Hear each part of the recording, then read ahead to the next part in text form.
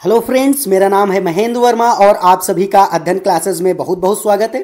जैसा कि मैंने आप सभी से यहाँ पर प्रॉमिस किया था कि ये जो मैथ की सीरीज होगी वो बिल्कुल बेसिक से लेकर के एडवांस लेवल तक मैं आप लोगों के साथ डिस्कस करने वाला हूँ। तो जिन भी भाई बहन को यहाँ पर बिल्कुल भी मैथ नहीं आ रही है तो आप लोग इस सीरीज से जुड़ सकते हैं। यहाँ पर आपको सारे कॉन्सेप्ट क्लियर होने वाले हैं। तो ये आज का जो है मैथ का लेक्चर 3 होने वाला है। 2 लेक्चर मैंने ऑलरेडी आप लोगों के साथ डिस्कस कर लिए हैं। तो जो भी लोग यहाँ पर नए हैं उन्होंने अगर नहीं देखा है उन वीडियोस को तो उनका लिंक डिस्क्रिप्शन में है, आप वहाँ से चेकआउट कर सकते हैं। और ये जो यहाँ पर जो ये आज का वीडियो होने वाला है ये ज्योमेट्री का ही पार्ट 2 यहाँ पर मैं आप लोगों के साथ डिस्कस करने वाला हूँ।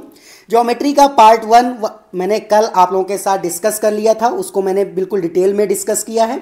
और वहाँ पर लाइन, एंगल्स, कितने टाइप के एंगल होते हैं तो उन सभी को मैंने यहाँ पर डिस्कस किया था। और आज जो है वो मैं यहाँ पर ट्रायंगल आप लोगों के साथ डिस्कस करने वाला हूँ। ट्रायंगल, कितने टाइप के ट्रायंगल होते हैं, कौन कौन से यहाँ पर ट्रायंगल होते हैं, यहाँ पर ज्योमेट्री में आपसे पूछे जाते हैं सीटेट एग्जाम में। तो आज का ये वीडियो काफ़ी इंपॉर्टेंट है। अगर आप चैनल पर नए हैं तो इसको सब्सक्राइब करते हुए बेल आइकन प्रेस कर लीजिए, जिससे कि आने वाली वीडियोज़ का नोटिफिकेशन आपसे मिस नहीं होगा। चलिए स्टार्ट करते हैं। यहाँ पर त्रिभुज, अब त्रिभुज क्या होता है जिसको कि हम इंग्लिश में ट्रायंगल बोलते हैं। तो अगर त्रिभुज की डेफिनेशन की बात करें तो 3 रेखाखंडों से बनी आकृति को क्या कहते हैं? त्रिभुज कहते हैं। जैसे एक रेखाखंड ये है, दूसरा रेखाखंड ये हो गया और तीसरा रेखाखंड ये वाला हो गया। तो यहाँ पर हम इसको कुछ नाम दे सकते हैं ए, बी और सी। तो यहाँ पर एक ये रेखाखंड है, एक ये रेखाखंड है और एक ये रेखाखंड है, मतलब 1, 2 और 3। 3 रेखाखंडों से बनी आकृति को क्या कहते हैं? तो त्रिभुज कहते हैं। अगर यहाँ पर हम इनके एंगल की बात करें तो यहाँ पर एक एंगल ये है ए, एंगल बी और यहाँ पर एंगल सी, मतलब कि कोण ए, कोण बी और कोण सी। अगर तीनों कोणों का योग हम आपसे पूछा जाए यहाँ पर तो तीनों कोणों का, त्रिभुज के तीनों कोणों का योग होता है वो 180 अंश होता है। जैसे कि एंगल ए मतलब कोण ए प्लस कोण बी प्लस कोण सी इक्वल्स कितना होता है? 180 डिग्री, मतलब कि 180 डिग्री यहाँ पर होता है। तो ये भी आपको ध्यान रखना है कि त्रिभुज के तीनों अंतः कोणों का योग जो होता है वो 180 अंश होता है। अब त्रिभुज को 2 भागों में यहाँ पर बांटा गया है। त्रिभुज के प्रकारों में त्रिभुज को 2 भागों में बांटा गया है। एक है भुजाओं के आधार पर और दूसरा है कोणों के आधार पर। तो भुजाओं के आधार पर मतलब कि अलग अलग भुजाएं होती हैं त्रिभुज में, तो वहाँ पर इसको अलग अलग डिवाइड कर दिया गया है। और एंगल के बेसिस पर यहाँ पर ट्राइंगल को अलग किया गया। तो on the basis of side और on the basis of angle, इनको 2 टाइप से डिवाइड किया गया है। तो पहला सबसे पहले यहाँ पर देख लेते हैं on the basis of side, मतलब भुजाओं के आधार पर ट्राइंगल कितने प्रकार के होते हैं। चलिए देखते हैं। जो पहला है यहाँ पर समबाहु त्रिभुज है। यहाँ पर अगर बात करें भुजाओं के आधार पर तो 3 प्रकार के होते हैं। पहला जैसे यहाँ पर जैसे मैंने बताया समबाहु त्रिभुज, दूसरा यहाँ पर होता है समद्विबाहु त्रिभुज, समद्विबाहु त्रिभुज, और तीसरा क्या हो जाता है यहाँ पर विषम बाहु त्रिभुज, विषम बाहु त्रिभुज। तो ये 3 टाइप के होते हैं। तो सबसे पहले यहाँ पर हम पहला डिस्कस कर लेते हैं कि समबाहु त्रिभुज क्या होता है, जिसको कि इक्विलेटरल ट्रायंगल कहते हैं। तो समबाहु त्रिभुज में क्या होता है कि जैसे कि अगर इसको हम नंबरिंग कर दें ए, बी और सी, तो तीनों जो साइड होती है त्रिभुज की वो क्या होती हैं? इक्वल होती है। मतलब कि यहाँ पर अगर ये 5 सेंटीमीटर है तो ये भी 5 सेंटीमीटर मतलब 5 सेंटीमीटर होगी, और तीसरी भी साइड क्या होगी? 5 सेंटीमीटर। अगर तीनों साइड इक्वल होती, जैसे कि ए बी जो साइड है यहाँ पर भुजा वो बी सी के इक्वल है और बी सी जो है वो सी ए के इक्वल है, मतलब तीनों यहाँ पर साइड आपस में क्या है? इक्वल जब होती हैं, 5 सेंटीमीटर हैं, तो इस तरीके से क्या हो जाएगा यहाँ पर? इसको हम लोग कहते हैं कि समबाहु त्रिभुज या फिर इक्विलेटरल ट्रायंगल कहते हैं। और अगर इसमें हम बात करें एंगल की तो सभी एंगल क्या होते हैं? इक्वल होते हैं। अब सभी एंगल इक्वल होते हैं। जैसे कि अगर आपको निकालना हो कि समबाहु त्रिभुज आपके एग्जाम में दे दिया जाए और आपसे पूछे कि यहाँ पर इसके एंगल जो हैं मतलब कि कोण जो हैं वो कितने होंगे। चलिए देख लेते हैं। पहले को जैसे कि हम यहाँ पर एक्स लेट कर लेते तो सभी बराबर हैं, क्योंकि सभी भुजाएं जब बराबर होती हैं तो अगर भुजा सामने अगर भुजा बराबर है तो एंगल भी क्या होता है? उसका बराबर इक्वल होता है। मतलब कि इक्वल साइड के अपोजिट जो एंगल होता है वो भी इक्वल होता है। तो यहाँ पर क्या हो जाएगा? जैसे कि एंगल ए था, एंगल बी था और एंगल सी, तो यहाँ पर क्या हो जाएगा? एक्स प्लस एक्स और प्लस एक्स, मतलब 3x ये किसके इक्वल हो जाएंगे, 180। अभी मैंने बताया कि त्रिभुज के तीनों अंतः कोणों का योग कितना होता है, 180 अंश होता है यहाँ पर। तो ये 3x हो जाएगा, तो 3x बराबर कितना हो गया, 180। तो जब 3x हो गया तो x बराबर कितना हो जाएगा, 180/3।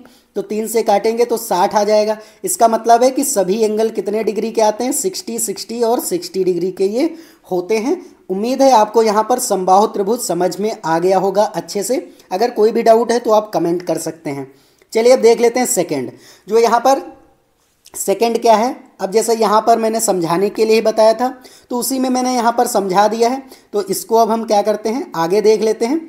जो सेकंड है यहाँ पर समद्विबाहु त्रिभुज। अब समद्विबाहु त्रिभुज को इंग्लिश में क्या कहते हैं, तो आइसोसेलेस ट्राइंगल बोलते हैं। समद्विबाहु का मतलब होता है कि दो यहाँ पर भुजाएं क्या है कि बराबर है, और तीसरी भुजा यहाँ पर क्या होती, डिफरेंट होती यहाँ पर। तो चलिए जैसे कि इसको नंबरिंग कर देते हैं A, B और C के फॉर्म में। अब जैसे ये अगर 5 सेंटीमीटर है तो दूसरी वाली भी यहाँ पर क्या हो जाएगी, 5 सेंटीमीटर। मतलब दो भुजाएं क्या हैं, बराबर हैं। और ये हो सकती है 6 सेंटीमीटर हो, तो ये तीसरी वाली भुजा क्या होगी, अलग होगी। लेकिन दो भुजाएं जो होती हैं इसमें बराबर होती हैं, उसको क्या बोलते हैं, समद्विबाहु त्रिभुज बोलते हैं, या फिर आइसोसेलेस ट्राइंगल भी बोलते हैं इसमें। तो क्या हो जाता है, अगर यहाँ पर आपको एग्जाम में दो भुजाएं सेम दिखें और एक भुजा यहाँ पर अलग हो, तो आपको ये ध्यान रखना है कि ये कौन सा त्रिभुज होगा, तो समद्विबाहु त्रिभुज होगा। ये आपको ध्यान रखना है।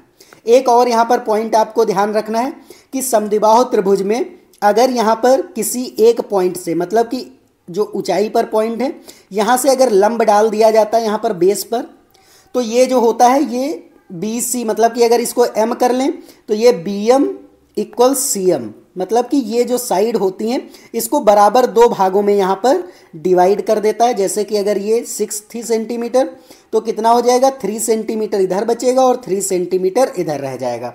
तो यहाँ पर क्या हो जाएगा कि अगर कोई भी यहाँ पर एक एंगल A से हम लंब डालते हैं, और लंब मैंने कल बताया था कि लंब जो होता है वो 90 डिग्री एंगल यहाँ पर दोनों तरफ बनाता है।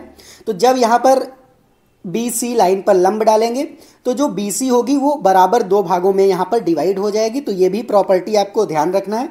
इस तरीके से आपके सीटेट में खूब क्वेश्चंस पूछे जाते हैं और यहाँ पर थ्योरेटिकल भी क्वेश्चन पूछ लिए जाते हैं, तो आपको यहाँ पर ध्यान रखना है। चलिए देख लेते हैं अब यहाँ पर थर्ड वाला। जो थर्ड वाला है यहाँ पर विषमबाहु त्रिभुज है, जिसको कि स्केलन ट्राइंगल बोलते हैं। अब विषमबाहु त्रिभुज जो होता है इसमें तीनों भुजाएं क्या होती हैं, तीनों भुजाएं जो होती हैं वो विषम होती हैं, मतलब तीनों भुजाएं अनइक्वल होती हैं या फिर असमान होती हैं, असमान होती हैं। तो अगर आपसे पूछ लिया जाए विषमबाहु त्रिभुज, तो यहाँ पर तीनों भुजाएं क्या हो जाएंगी, असमान हो जाएंगी। जैसे कि ये एक त्रिभुज है A, B और C यहाँ पर हो जाएगा। जैसे AB की अगर लंबाई 3 सेंटीमीटर है, AC की लंबाई जैसे 5 सेंटीमीटर है, तो यहाँ पर BC जो हो जाएगा उसकी लंबाई यहाँ पर जैसे 6 सेंटी। तो तीनों भुजाएं आपने देखी यहाँ पर क्या हैं, अलग अलग हैं, मतलब कोई भी भुजा बराबर नहीं है। तो इसको क्या बोलते हैं, विषमबाहु त्रिभुज बोलते हैं। ये क्या था, on the basis of the side के बिहाव पे यहाँ पर तीन ये पार्ट होते हैं इसके त्रिभुज के। तो उम्मीद है आपको तीनों यहाँ पर अच्छे से समझ आ गए होंगे। पहला क्या था, यहाँ पर समबाहु त्रिभुज था, समबाहु त्रिभुज था। और दूसरा क्या था, समद्विबाहु त्रिभुज था। क्या था, समद्विबाहु त्रिभुज था। और तीसरा जो था यहाँ पर विषमबाहु त्रिभुज है। तो ये तीन जो हैं यहाँ पर साइड के हिसाब से, मतलब कि भुजाओं के आधार पर यहाँ पर त्रिभुजों के प्रकार हैं। तो उम्मीद है आपको ये तीनों अच्छे से समझ आ गए होंगे। चलिए अब सेकंड देख लेते हैं कि सेकंड जो है वो कोण के आधार पर है, on the basis of angle, मतलब एंगल के बेस पर भी यहाँ पर त्रिभुजों के प्रकार होते हैं। तो सबसे पहला है न्यून कोण त्रिभुज, एक्यूट एंगल ट्राइंगल। अब एक्यूट एंगल जो ट्राइंगल होता है, कल मैंने आपसे डिस्कस किया था कि एक्यूट एंगल क्या होता है, जो 0 डिग्री से यहाँ पर बड़ा होता है, 0 डिग्री से बड़ा होता है, और 90 डिग्री से क्या होता है, छोटा होता है। यहाँ पर उसको क्या कहते हैं, एक्यूट एंगल कहते हैं। और यहाँ पर ट्राइंगल है तो इसलिए क्या हो जाएगा, एक्यूट एंगल ट्राइंगल हो जाएगा। तो जो भी यहाँ पर क्या हो जाएगा, जैसे कि अगर ये एक 80 डिग्री है एंगल, और दूसरा क्या हो जाएगा, जैसे 70 डिग्री है, तो और यहाँ पर ये कितना हो जाएगा, 30 डिग्री हो जाएगा। तो यहाँ पर जितने भी एंगल हैं वो 0 डिग्री से बड़े हैं और 90 डिग्री से यहाँ पर छोटे हैं। तो इस त्रिभुज को हम क्या बोलेंगे, एक्यूट एंगल ट्राइंगल या फिर न्यून कोण त्रिभुज बोलेंगे। जो भी यहाँ पर 90 डिग्री से यहाँ पर एंगल कम होते हैं और 0 डिग्री से बड़े होते हैं उसको न्यून कोण त्रिभुज बोला जाता है। उम्मीद है आपको यहाँ पर ये सारी चीज़ें समझ आई होंगी। सेकंड यहाँ पर क्या है, समकोण त्रिभुज। यहाँ पर नाम से ही पता चल रहा है राइट एंगल ट्राइंगल कि एक क्या होगा, 90 डिग्री एंगल यहाँ पर होना चाहिए। तो यहाँ पर इस तरीके से ये वाला त्रिभुज बना देते हैं। जैसे कि ये एक त्रिभुज है, ए बी और सी है, तो इसमें एक एंगल क्या होगा, यहाँ पर 90 डिग्री होगा। ये आपको ध्यान रखना है। अब यहाँ पर जब समकोण त्रिभुज होता है तो इसमें एक थ्योरम भी यहाँ पर आ जाती है, उसको क्या बोलते हैं, पाइथागोरस थ्योरम बोलते हैं। पाइथागोरस थ्योरम बोला जाता है, थ्योरम बोला जाता है इसको। इसमें क्या होता है कि जैसे कि यहाँ पर अगर ये समकोण त्रिभुज है तो इसको क्या बोला जाता है, यहाँ पर इसको बोला जाता है कर्ण, इसको बोला जाता है लंब, और इसको क्या बोला जाता है, यहाँ पर आधार बोला जाता है, आधार। अगर इंग्लिश में बात करें तो इसको हाइपोटेनियस बोला जाता है, हाइपोटेनियस। इसको बोला जाता है परपेंडिकुलर, लंब को क्या बोला जाएगा, परपेंडिकुलर बोला जाता है, और आधार को बेस बोल दिया जाता है, बेस यहाँ पर बोला जाता है। तो यहाँ पर जो पाइथागोरस थ्योरम होती है, यहाँ से हम लोग क्या करते हैं, अगर दो साइड यहाँ पर गिवन होती है तो तीसरी साइड हम आसानी से निकाल सकते हैं। कैसे निकाल सकते हैं कि कर्ण का स्क्वायर बराबर क्या हो जाता है, यहाँ पर मैं पेन चेंज कर लेता हूँ, क्या हो जाता है, कर्ण का स्क्वायर बराबर होता है लंब का स्क्वायर, लंब का स्क्वायर, और प्लस आधार का यहाँ पर स्क्वायर हो जाता है। तो ये फार्मूला है यहाँ पर पाइथागोरस थ्योरम। चलिए यहाँ पर मैं बता देता हूँ, अगर आप लोग नोट करना चाहें तो नोट कर लीजिए। मैं यहाँ पर, चलिए यहाँ पर मैं समझा देता हूँ कि पाइथागोरस थ्योरम आपको कैसे यहाँ पर निकालनी होती है। जैसे कि अगर ये क्या है, ये अगर आपको दे दिया गया 4 यहाँ पर 4 सेंटीमीटर, जैसे कि ये साइड दी गई है, और ये दी गई है आपकी 3 सेंटीमीटर साइड, और यहाँ पर हाइपोटेनस पूछा गया है। मतलब कि हाइपोटेनस वो होता है कि 90 जो डिग्री होता है उसके सामने वाली जो साइड होती है उसको हाइपोटेनस बोलते हैं, और जो 90 डिग्री होती है साइड जिस पर लंब होता है उसको यहाँ पर परपेंडिकुलर, और यहाँ पर बेस जो है नीचे वाले बोलते हैं। तो यहाँ पर अभी मैंने बताया हाइपोटेनस का स्क्वायर बराबर परपेंडिकुलर का स्क्वायर प्लस बेस का स्क्वायर, यही तो अभी मैंने बताया यहाँ पर पाइथागोरस थ्योरम। अब यहाँ पर आपको हाइपोटेनस मतलब कि कर्ण आपको निकालना है, तो h का स्क्वायर बराबर क्या है, p आपको कितना दे रखा है 4 सेंटीमीटर, 4 का स्क्वायर हो जाएगा, और बेस आपको दे रखा है 3 सेंटीमीटर, तो यहाँ पर 3 का स्क्वायर हो जाएगा। अब h का स्क्वायर इक्वल्स 4 का स्क्वायर कितना होता है, 4 का स्क्वायर जो होता है यहाँ पर 16 होता है, और 3 का स्क्वायर 9 होता है। तो यहाँ पर h का स्क्वायर बराबर कितना हो जाएगा, 16 9 कितना हो जाएगा, 25 हो जाएगा। अब h इक्वल्स अगर यहाँ से स्क्वायर इधर ले जाएंगे तो ये रूट चढ़ जाएगा, और रूट 25। अब रूट जो होता है वो क्या हो जाता है, यहाँ पर रूट जो होता है वो यहाँ पर क्या हो जाएगा, 5 × 5 हो जाएगा। तो h इक्वल्स 5 × 5, मतलब कि अगर रूट के अंदर कोई भी चीज़ है तो उसका यहाँ पर ग्रुप में एक बाहर निकाल लेते हैं। तो हाइपोटेनस कितना आ गया, 5 सेंटीमीटर, मतलब 1 5 बाहर आ जाएगा।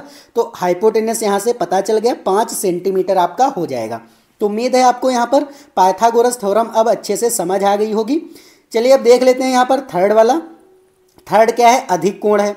अब यहाँ पर अधिक कोण त्रिभुज क्या होता है, अधिक कोण कल मैंने आप लोगों के साथ डिस्कस किया था कि यहाँ पर एक जो एंगल होगा यहाँ पर क्या होगा कि वो 90 से ज़्यादा होगा। जैसे कि अगर सपोज ये 120 डिग्री है तो यहाँ पर क्या हो जाएगा, ये आपका 90 से ज़्यादा है और 180 से कम है, तभी तो अधिक कोण बनता है। और त्रिभुज के अंदर है तो उसको अधिक कोण त्रिभुज यहाँ पर बोल देंगे। तो यहाँ पर क्या हो जाएगा, अगर ये बी जो एंगल है वो 120 डिग्री है तो इसको ये पूरे यहाँ पर त्रिभुज को बोल देंगे अधिक कोण त्रिभुज बोल देंगे। क्या बोल देंगे, अधिक कोण या कोणीय त्रिभुज, मतलब ऑब्ट्यूज एंगल ट्राइंगल यहाँ पर बोल देंगे।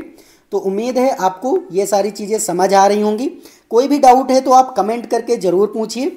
अब यहाँ पर कुछ इंपॉर्टेंट पॉइंट हैं जो कि आपके यहाँ पर सीटेट में खूब पूछे जाते हैं, तो चलिए वो भी यहाँ पर डिस्कस कर लेते हैं। और अगर आप यहाँ पर चैनल पर नए हैं, आपको वीडियो अच्छा लग रहा है तो वीडियो को एक बार लाइक कर दीजिए और चैनल को जो एक बार है सब्सक्राइब कर दीजिए, जिससे कि आने वाली वीडियोस हैं उनका नोटिफिकेशन आपसे मिस नहीं होगा। चलिए देख लेते हैं इंपॉर्टेंट पॉइंट। जैसे कि अगर आपको यहाँ पर एक त्रिभुज दिया गया है और त्रिभुज में यहाँ पर जैसे कि ए बी और सी था। यहाँ पर हमने इसको और आगे थोड़ा बढ़ा दिया, यहाँ पर जिसे डी तक इसको आगे बढ़ा दिया। जो बीसी लाइन थी इसको आगे बढ़ाया, डी पॉइंट तक यहाँ पर बढ़ा दिया। अब जब ये वाला जो है यहाँ पर एंगल, ये कौन सा एंगल होता है? इसको बहिष्कोण कहते हैं। क्या कहते हैं? तो बहिष्कोण कहते हैं। तो ये आपको याद रखना, जो बाहर का एंगल होते हैं उसको यहाँ पर क्या बोला जाता है? बहिष्कोण यहाँ पर बोला जाता है, या फिर एक्सटीरियर एंगल बोला जाता है। क्या बोला जाता है? एक्सटीरियर एंगल भी बोला जाता है। तो ये भी आपको ध्यान रखना है। अब जो एक्सटीरियर एंगल होता है, जैसे कि यहाँ पर एंगल ए सी डी, मतलब कि ए सी और डी यहाँ पर है, ये बाहर वाला एंगल है। तो एंगल ए सी डी जो होगा वो अंदर के दो एंगल के बराबर होगा, मतलब कि योग के बराबर होगा। जैसे कि एंगल ए है और एंगल बी ये वाला जो है, तो इसके angle A plus angle B के योग के बराबर होता है। इस तरीके के क्वेश्चन आप में पूछे जाते हैं खूब। जैसे अगर यहाँ पर सपोज, जैसे कि मैं आपको यहाँ पर समझा देता हूँ अच्छे से, थोड़ा नीचे मैं समझा देता हूँ। जैसे कि यहाँ पर एक त्रिभुज मैंने बनाया,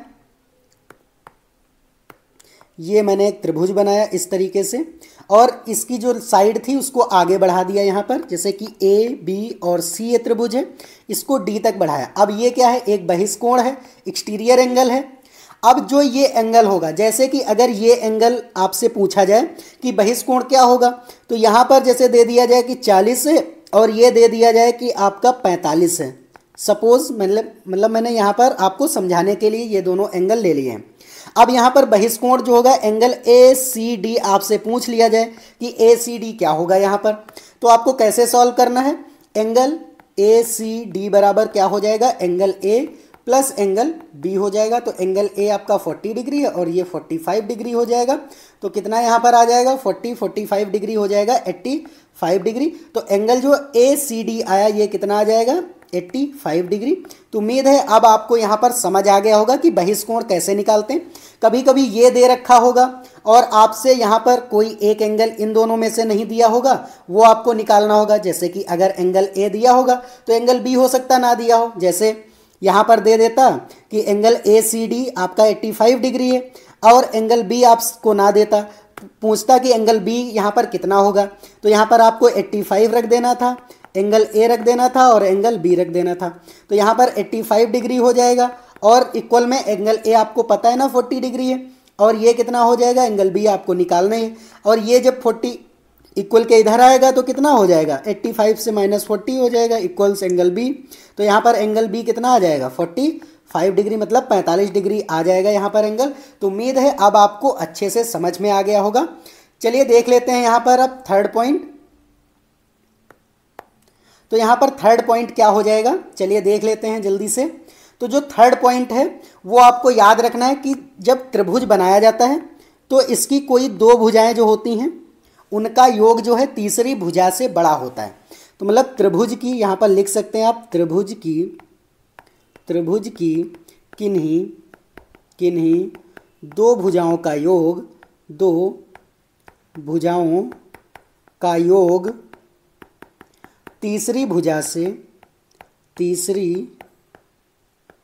से हमेशा बड़ा होता है, हमेशा या फिर बड़ी होती है। योग जो है बड़ा होता है या बड़ी होती, कुछ भी यहाँ पर लिख सकते हैं। तो बड़ा होता है, तो इस तरीके से आपको लिख लेना। त्रिभुज की किन्हीं दो भुजाओं का योग तीसरी भुजा से यहाँ पर हमेशा बड़ा होता है। अगर वो दो भुजाओं का योग बड़ा नहीं होगा तो इसका मतलब है कि वो कैटेगरी जो है वो त्रिभुज की है ही नहीं, वहाँ पर वो त्रिभुज नहीं बन सकता है। जैसे अगर ए बी सी, मैं यहाँ पर समझा देता हूँ। जैसे कि अगर ये 5 है और ये 3 है और ये 4 भुजा है, तो अगर आप इनका कोई भी, जैसे कोई भी दो भुजाएं ले लीजिए, जैसे कि मैं 5 और 3 ले लेता हूँ यहाँ पर, तो 5 + 3 जो है वो हमेशा बड़ी होगी किससे? चौथी, मतलब तीसरी यहाँ पर भुजा से जो 4 है। जैसे 5 3 8 हो जाएगा, 8 किससे बड़ा है? 4 से। चलिए ये दो ले लेते हैं, यहाँ पर ये दोनों ले लेते हैं, 3 और 4 ले लेते हैं। तो 3 + 4 क्या बड़ा होगा? 5 से। बिल्कुल, यहाँ पर 4 3 7 हो जाएगा, ये बड़ा होगा 5 से। तो यहाँ पर क्या होगा कि त्रिभुज की किन्हीं दो भुजाओं का योग जो होता है वो तीसरी भुजा से हमेशा बड़ा होता है। तो यहाँ पर ये कुछ त्रिभुज की यहाँ पर सारी चीज़ें मैंने आपको समझाई हैं। अगर आपको वीडियो अच्छा लगा है तो वीडियो को एक बार लाइक कर दीजिए, क्योंकि मैंने यहाँ पर प्रॉमिस किया है आपसे कि मैं सारी चीज़ें यहाँ पर सबसे पहले आपको बेसिक करवाऊँगा और बेसिक के बाद में फिर एडवांस वाली चीज़ें यहाँ पर मैं करवाऊँगा। तो यहाँ पर अगर आपको बिल्कुल भी मैथ नहीं आ रही है, आप इस सीरीज से ज़रूर जुड़िए। यहाँ पर आपके बेसिक्स जो भी हैं वो आपके क्लियर होंगे। फिर जब आप यहाँ पर प्रैक्टिस सेट करेंगे, जैसे कि जब मैं करवाऊँगा एडवांस वाला, तो वो भी यहाँ पर आपको आसानी से आप सॉल्व कर पाया करेंगे। और यकीन मानिए, अगर आप इस सीरीज से जुड़ेंगे तो यहाँ पर आपके मैथ में भी आराम से 26 से 27 नंबर, यहाँ पर मैं ज़्यादा नहीं कह रहा हूँ, आपके 26 से 27 नंबर 100% करेक्ट होंगे वहाँ पर। तो आप जो है सीरीज से ज़रूर जुड़िए। और यहाँ पर ये डेली वीडियो आपको 10 बजे मॉर्निंग में मिल जाता है और शाम में मैं 8 बजे यहाँ पर आपको प्रैक्टिस सेट करवाता हूँ। तो 8 बजे भी आप लोग यहाँ पर, 8 बजे शाम में होती है क्लास, वो लाइव क्लास होती है, तो आप लोग जुड़ना मत भूलिए। और यहाँ पर 10 बजे मॉर्निंग में ये मैथ की क्लास यहाँ पर पढ़ती है, तो यहाँ पर आप सुबह 10 बजे भी यहाँ पर जुड़ जाया करिए और शाम में 8 बजे भी जुड़िए। तो आज के लिए इतना ही, अब मिलते हैं नेक्स्ट वीडियो में। तब तक के लिए जय हिंद, जय भारत।